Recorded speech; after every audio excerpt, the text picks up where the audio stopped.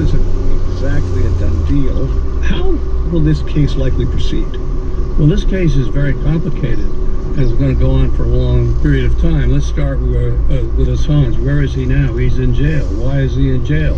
Because he jumped bail because the Swedes wanted to prosecute him for sex offenses. So first, he's got to get out of jail. Secondly, he's not here. He's there. That is to say, he's in the UK. So he has to be extradited. There has to be an extradition hearing.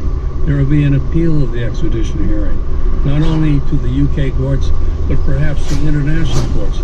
That's all going to take a long period of time. And guess what? The Swedes now want him too. So the Swedes, the Americans will fight over his body, and that's going to take time. So I don't know if in my lifetime we'll ever see the end of this. I think we've established that you saw coming things that I didn't necessarily see coming. Are there questions that I should have asked you now that I neglected to pose?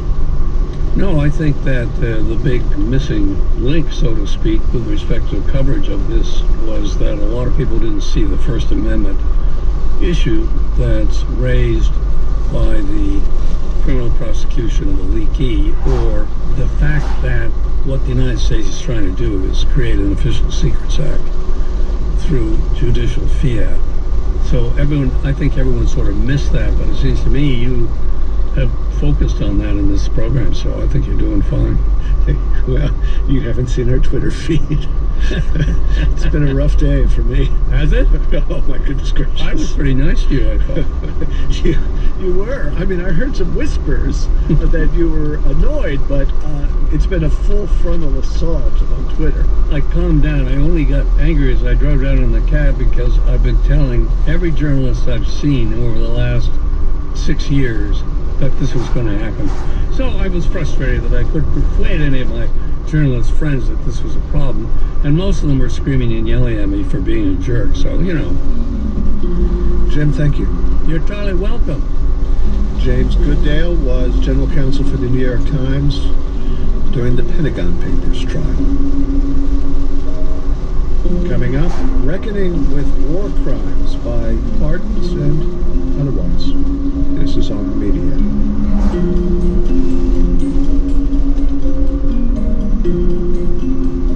On the Media is supported by Progressive Insurance, committed to providing tools to enable customers to bundle home and auto insurance.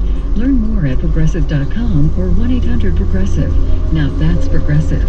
And Indeed. With Indeed, employers can post a job in minutes, set up screener questions, then zero in on a short list of qualified candidates using an online dashboard. Learn more at Indeed.com/hire. On the next Fresh Air weekend, John Waters talks about what shaped his twisted, morbid sense of humor and what it's like to be a 73-year-old filth elder. And we hear from rapper and singer Lizzo, a self-proclaimed big girl with a body-positive message and a great new album. That's exactly how I feel. Join us. Tonight at 7 on WHYY.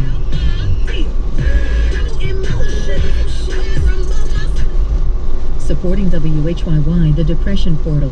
1 in 4 Americans suffer with depression. That's 1 or more in most families if they know it or not. The Depression Portal seeks to educate people about this national scourge. Learn more at thedepressionportal.org. And Temple University's Professional Science Masters with options in bioinnovation, biotechnology, and bioinformatics. Students can gain the skills and experience to advance in biotech, pharmaceutical, health, data analytics, and high-tech careers. You can work directly with Temple's top researchers and business leaders in Philadelphia and beyond. Flexible, customizable programs and internship options. Information and fall 2019 application at cst.temple.edu/psm. You're listening to 90.9 WHYY, your NPR member station. This is On the Media. I'm Bob Garfield. Potential presidential pardons for servicemen accused of war crimes. A new report in the New York Times says that President Trump may be getting ready to pardon several soldiers convicted or accused of war crimes. Why would he do that? Why would an American president intervene for the accused in the face of ghastly atrocities? Special Operations Chief Edward Gallagher allegedly stabbed an injured boy to death. The military says the boy was a captured Islamic State fighter. Prosecutors claim Gallagher took a photo with the corpse and sent it to friends with messages such as, "I got this one with my hunting knife," and "I got my knife skills on." Major Matt Goldstein was a West Point graduate and Silver Star recipient. Army documents claim that during a CIA job interview, the former Green Beret admitted killing a suspected Afghan bomb maker. A video that appears to show U.S. Marines urinating on dead bodies is drawing strong condemnation tonight from officials in both the United States and in Afghanistan, where it all went down. Another case, according to the Times, may include that of a Blackwater contractor twice convicted in the 2007 killings of dozens of unarmed Iraqi civilians. The White House's request for case histories from the Justice Department follows Trump's pardon earlier this month of former Army First Lieutenant Michael Bahena, who had been convicted of killing an Iraqi prisoner.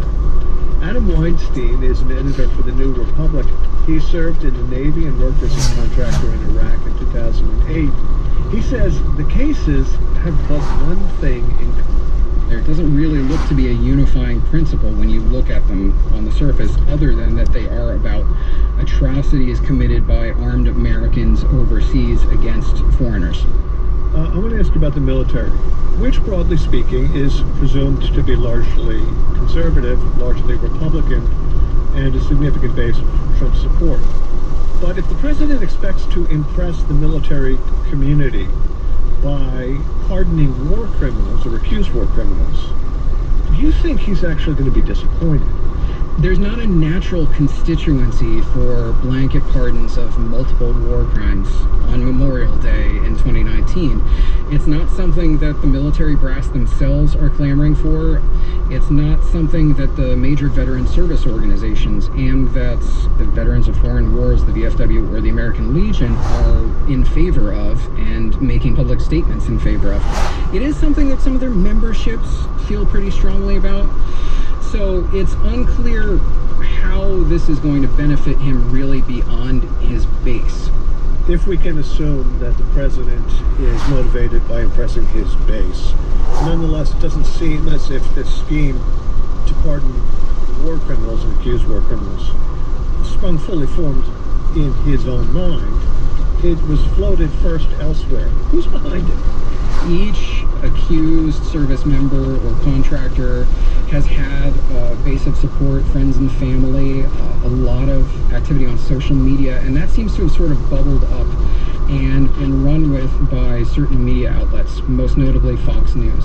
Joining us now this morning in an exclusive to share their stories and frustrations are the family members of these free soldiers, brave Americans and warfighters. I have the honor of being on this show, but rarely do I have the honor of being in company of amazing women like all three of you. Thank you for your courage. This is where it gets a little bit weird. Media Matters, which of course is a left-leaning organization, they've been tracking this coverage and they've shown that there were at least 26 separate segments for one or more of these accused or convicted war criminals since last December. So basically in 6 months, 26 segments on air on Fox News. On this show, we've frequently reported on the sort of walkie-talkie relationship between Fox News and White House. What have these 26 segments looked like? Generally speaking, most of them have involved interviews with friends or family members who are supportive of the cause of one or more of these accusees. Sean Gallagher joined us now to go to bat for his brother. For example, in the case of Chief Gallagher, the Navy SEAL. Sean, happy about the two. What do we need to do to get rid of the other two charges? Well, we need the intervention of the President of the United States, sadly. Andrea, how hard has this been on your family? It's a nightmare. It's an absolute nightmare. And I just want to let the president know he's being lied to. There is his wife, his attorneys, his brother, and in fact a friend of his who now runs a veteran-owned pro-military t-shirt business have all been on to basically say there is a video out there with exculpatory evidence that the president should seek, that he needs to seek to understand this person needs to be home with his family. they've been appealing directly through Fox News to President Trump and said, you're not getting, Mr. President, the full information on XYZ story.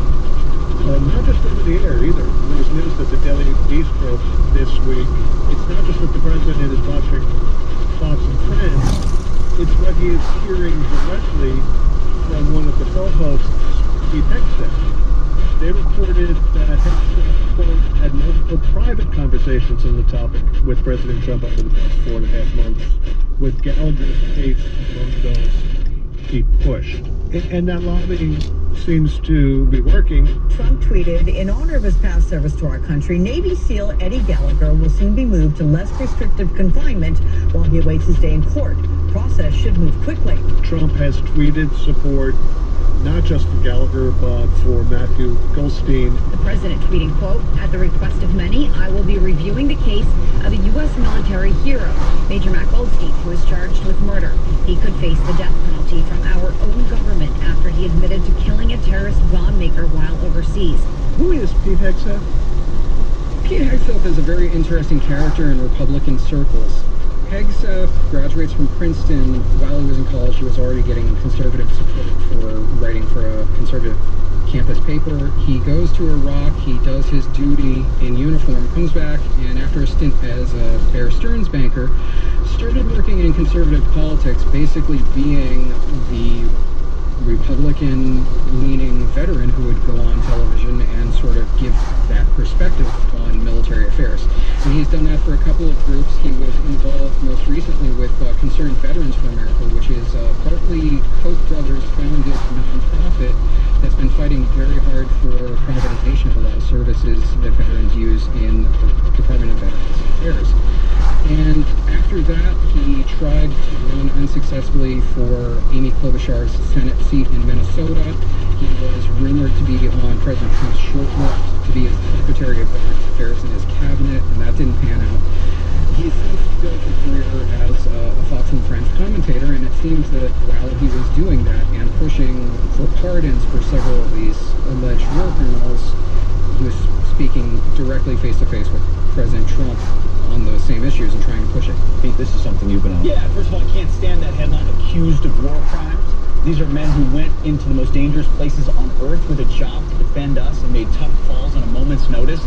They're not war criminals, they're warriors who have now been accused of certain things that are under review. Essentially what Hegseth seems to have done, and he may not be the only mover here, but he's certainly the most prominent one, it seems that he's helped set up a sort of feedback loop for President Trump, where he will hear, this is a good idea privately, and then he will go and watch Fox News and hear more about what a good idea it is and how much Middle America clamors for it. Again, to the people in Middle America who respect the troops and the tough calls they make, they're going to love this.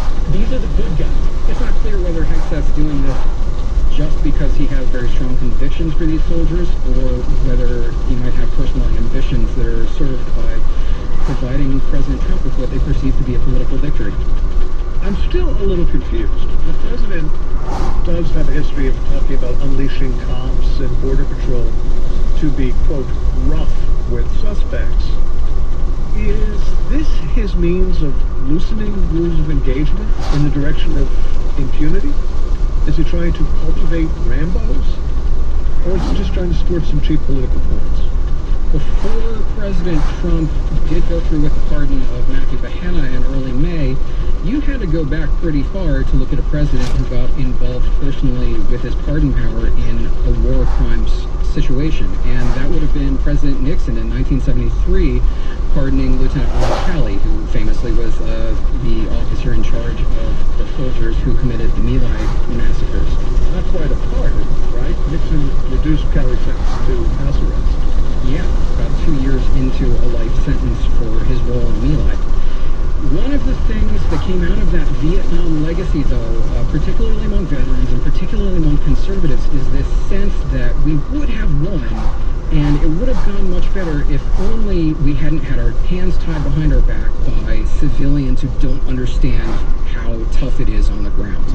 And that is something that came up again when, for example, President Reagan is elected in 1980. He campaigned largely on this sense of you shouldn't apologize for what you did, Vietnam veterans. That's one ghost of Vietnam. But it had a parallel one when President George H.W. Bush staged a victory parade in Washington, D.C. after the first Gulf War. It was said to expiate the society's sins of distrust and hostility toward the military, tracing to our failures in Vietnam and our excesses and our lies. Sure enough, this is 2019. Nowadays we are in something approaching a cult of military, thanking uniformed personnel for their service, honoring them constantly with flyovers at NFL games. Do you think pardons are a sort of revisionism, not just to celebrate the sacrifices of our military, but to actually erase history? You know, a lot of veterans do look to the commander-in-chief to perform a role, something like a high priest that sort of sanctifies the actions that they might be asked to take. You know, when I was in the Navy, one of the things that we were taught to memorize was a toast by Stephen Cater, one of the early heroes of the 1800s Navy, and his toast was, "My country, may she ever be right, but right or wrong, my country." That little toast is the sort of cipher that we are still fighting over what it means. Okay, right or wrong, does that mean that I should be calling out the wrongs that we do in order to make a better country? Or does it mean that my country does no wrong because it's my country? And those are the two competing notions that I think are at stake here when we have a debate over whether or not the future country deserves a pardon. Well, Adam, thank you very much. Thank you. Adam Weinstein is an editor for the New Republic. The prosecution of Special Operations Chief Edward Gallagher has documented coverage in the mainstream press in part because of reading about it. It's also a story closely followed by the Navy Times, independent news outlet covers the Navy revoked the breaking scoop after scoop in recent months about the alleged problem with the Gallagher prosecution. But now the paper itself is subject to the Navy Times is part of the Military Times, of which Andrew Tillman is executive editor. Andrew, welcome to On the Media. Thanks for having me. What have you just heard about the war crimes cases? One of them concerns Chief Gallagher, who faces allegations of horrendous conduct, but is, of course, mounting a defense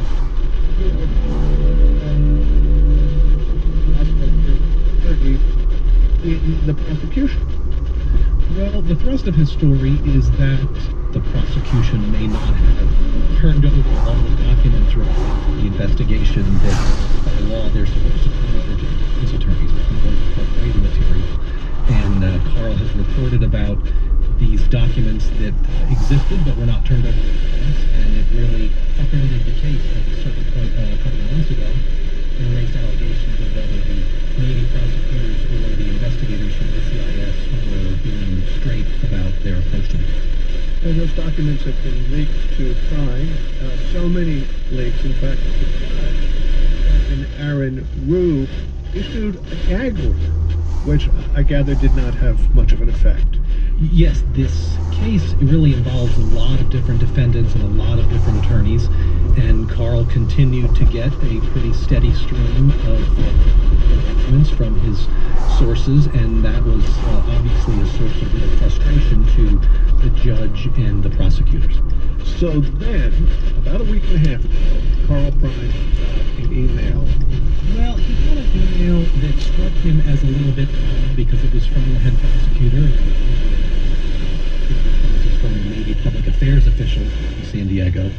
The email also contained a kind of an unusual-looking emblem in the signature line of a bald eagle. He thought that looked a little bit odd.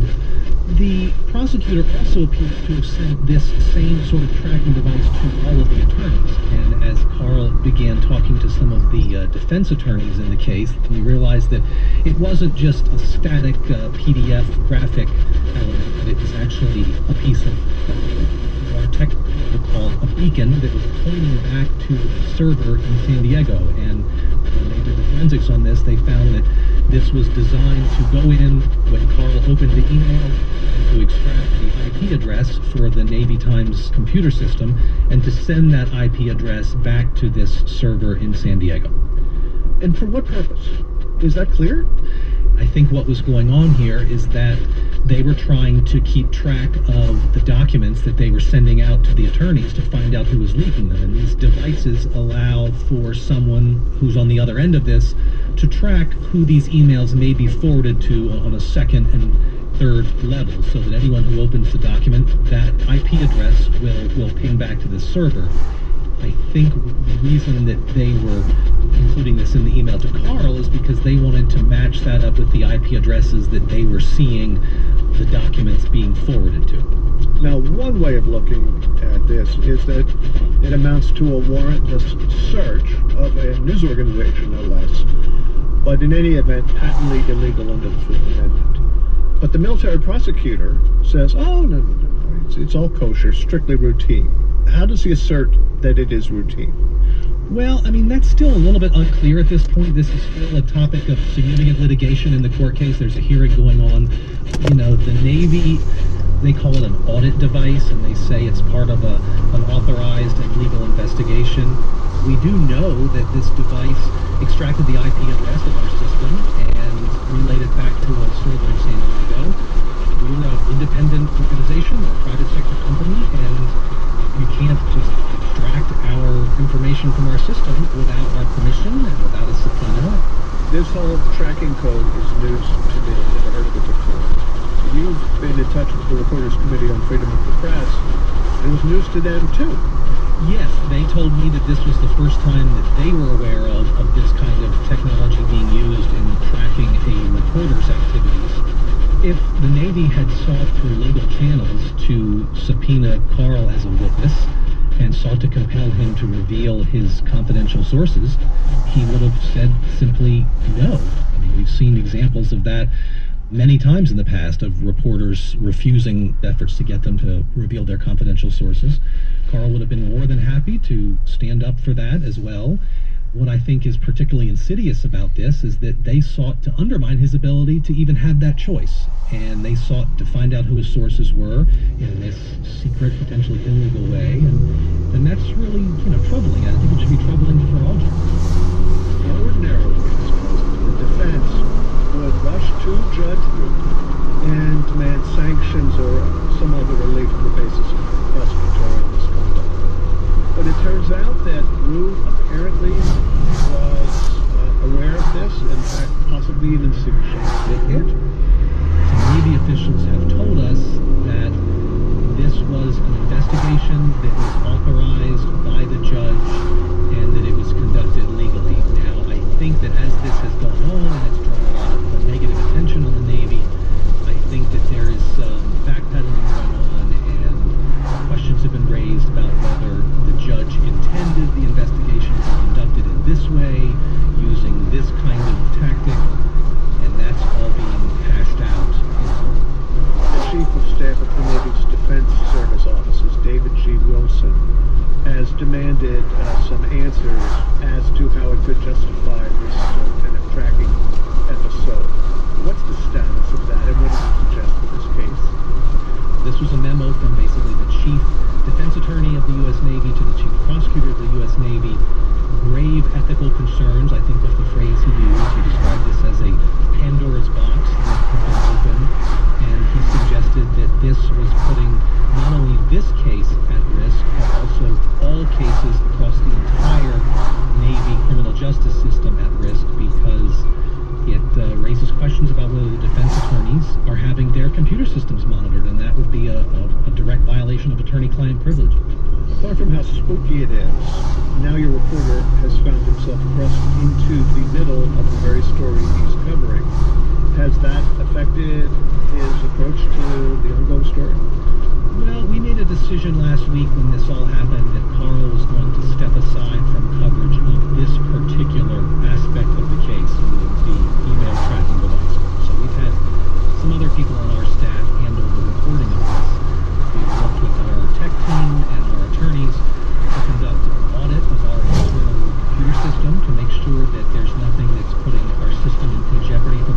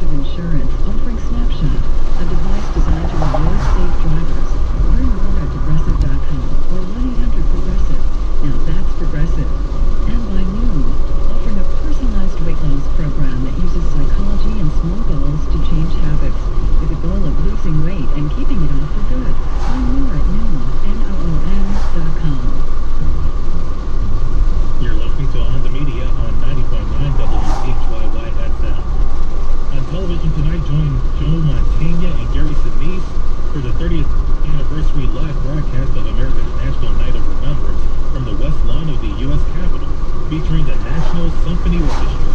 Tonight at 8 on WHYY, TV 12.